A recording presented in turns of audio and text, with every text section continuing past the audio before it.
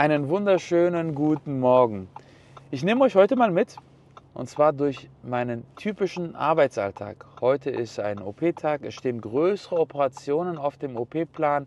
Mein Personal ist bereits in der Klinik und auch meine erste Patientin, die aus weiterer Entfernung angereist ist. Also kommt mit und seid gespannt. Let's begin the working day. Heute ist ja Montag und heute haben wir OP-Tag. Ich werde mir also die Patientenakte nochmal genauer anschauen und mir den Plan nochmal anschauen. Mein erster Patient ist auch schon da. Ich werde jetzt gleich zu ihr gehen und sie anzeichnen.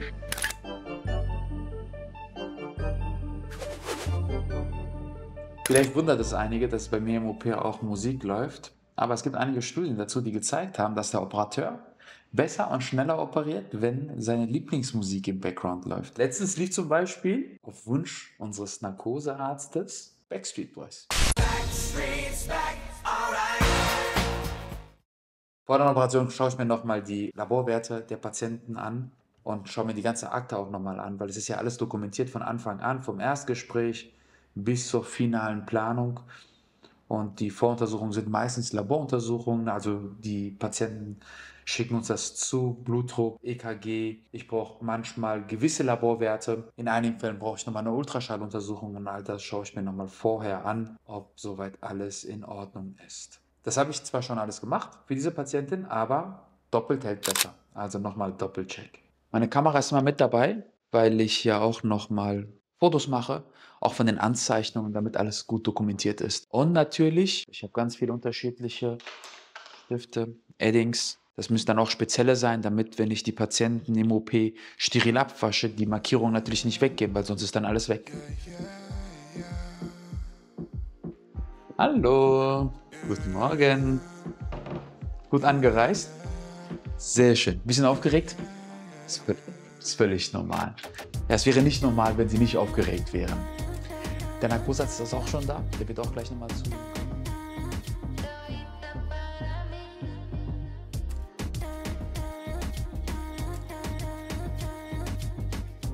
Absaugung mit Laser und mit Remover und beide werden gedreht. So.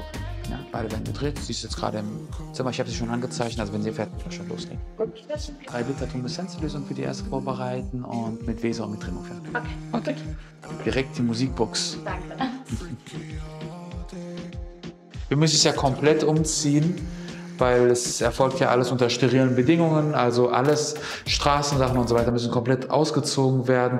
Die Schuhe werden gewechselt, wir ziehen unsere OP-Kasachs an und dann geht es auch schon in den OP-Saal.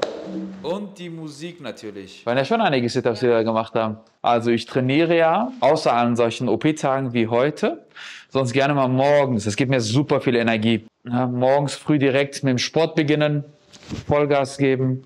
Und dann zur Arbeit. Ja, ich lerne ja dadurch auch wirklich, mich zu fokussieren. Und auch mal so, man lernt ja fürs Leben, finde ich. Auch mal so in Phasen, wenn man eigentlich nicht mehr kann, dass man trotzdem konzentriert weitermacht. Das ist natürlich alles eingepackt, alles steril, alles auch doppelt eingepackt. Und da gibt es auch ganz klare Regeln, wie die Sachen aufzumachen sind. Hier seht ihr, dass einige Sachen so grün abgedeckt sind. Ja, komplett grün und das ist alles steril. Das heißt, da darf kein anderer dran. Außer ich, weil ich bin steril angezogen. Mein Kasach hier ist steril, meine Handschuhe sind steril. Ich darf das hier anfassen, aber ansonsten darf da keiner dran. Und natürlich auch mein Assistent, wenn der auch steril abgewaschen ist. Das ist Desinfektionsmittel. Okay. Und das hat so eine braune Farbe, weil da ist Jod drin. Das kennt ihr vielleicht von einer Jodsalbe, ne, wenn man so eine Verletzung irgendwo hat und macht sich die Jodsalbe drauf. Das desinfizieren und deswegen hat das so eine braune Farbe. Wir haben jetzt mit der Narkose begonnen. Die Patientin schläft schon. Ich habe jetzt auch schon all meine Vorbereitungen getroffen und wir legen jetzt direkt mit der OP los. Die Markierungen sind immer noch drauf, obwohl ich steril abgewaschen habe. Deswegen ist es wichtig, dass ich spezielle Eddings benutze, die sich natürlich nicht abwaschen lassen. Sonst wäre es eine Katastrophe, weil dann wäre die ganze Markierung weg und ich hätte keinen Fahrplan mehr genau für die Operation. Diese Operationen wären ohne Narkose überhaupt nicht möglich. Und wir haben wirklich hervorragende, sehr erfahrene Narkoseärzte im Team immer. Ne? Es ist immer ein Narkosearzt mit einem Narkosepfleger, so wie ich ja auch eine noch eine OP-Pflege bei mir hier im Saal habe. Und wir führen diese ganzen Operationen auch in unserer eigenen Klinik durch. Und das ist das Tolle, dass wir einen Privatklinikstatus haben und alles unter ein Dach anbieten können. Ja? Also die Patienten werden hier operiert in unserer Define-Klinik, bleiben dann auch über Nacht hier. Ja, und das ist das Besondere an einer Privatklinik, dass wir wirklich voll ausgestattet sind. Die Narkoseärzte sind hier bei uns, der OP-Saal ist bei uns, wir haben eigene Patientenzimmer, wir haben dann über Nacht eine eigene Krankenschwester, die rund um die Uhr da ist und auf die Patienten aufpasst. Wir müssen also nicht in fremde Kliniken gehen oder Krankenhäuser, sondern können wirklich hier alles aus einer Hand unter einem Dach anbieten, was nochmal für unsere Patienten sehr komfortabel ist und natürlich dadurch, dass wir einen Klinikstatus haben, auch sehr sicher. So, und das ist diese Vaser-Kanüle, habe ich ja schon mal in Videos erklärt. Die hat in diesem Fall für diese Patientin 2 Ringe und hiermit kann ich bestimmen, wie die Frequenz sein soll, die später abgegeben wird, um dann auch entsprechend auf schonende Art und Weise die Fettzellen zu lösen.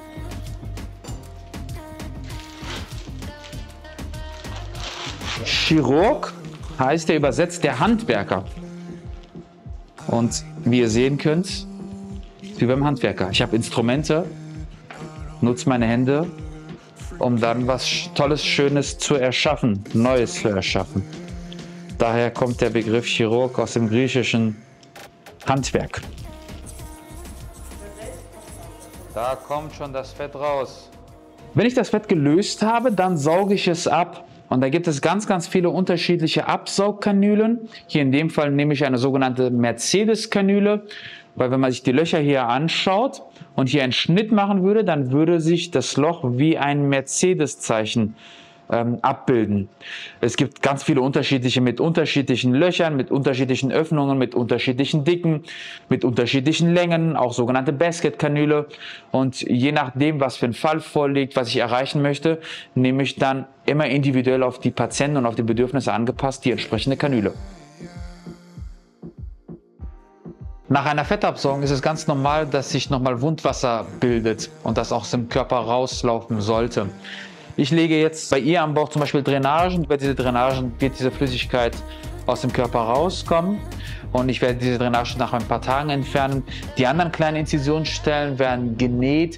Das sind auch Fäden, die nicht gezogen werden, die sich selbst resorbieren. Und wenn es einmal abgeheilt ist, dann wird man die anderen kleinen Inzisionsstellen, die ich auch sehr versteckt lege, so gut wie gar nicht mehr sehen. Die Vorderseite ist durch. Ich werde sie jetzt drehen und dann von der Rückseite ihre Hüften und ihre Flanken nochmal absaugen.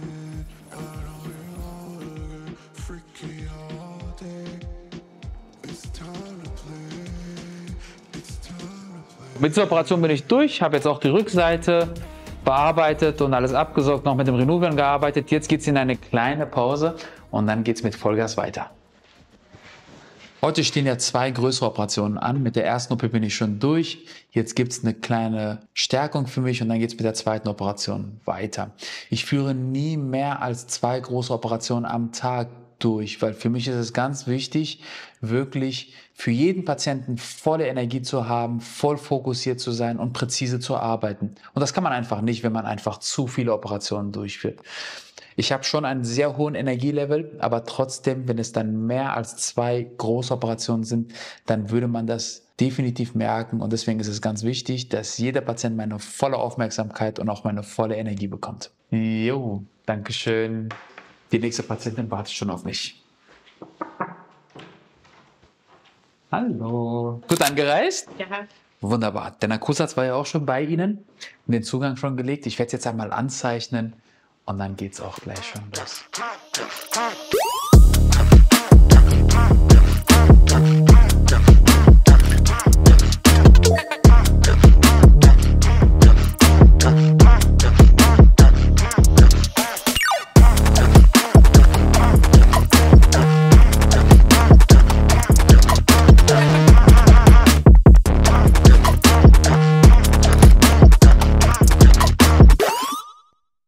So, auch mit der zweiten großen OP bin ich jetzt fertig. Es verlief alles prima, der Patientin geht's gut, sie kommt auf ihr Zimmer. Ich gehe jetzt die Patienten, die über Nacht in unserer Klinik bleiben, zum Visitieren und dann geht's auch für mich nach Hause. So, Feierabend. Ein langer Arbeitstag geht zu Ende. Meine Patienten, die über Nacht hier bei uns in der Klinik bleiben, beiden geht es sehr gut. Ich habe sie gerade eben visitiert. Die Nachtschwester ist auch schon da. Jetzt geht es nämlich nach Hause. Euch allen einen schönen Abend. Euer Dr. Nabhan.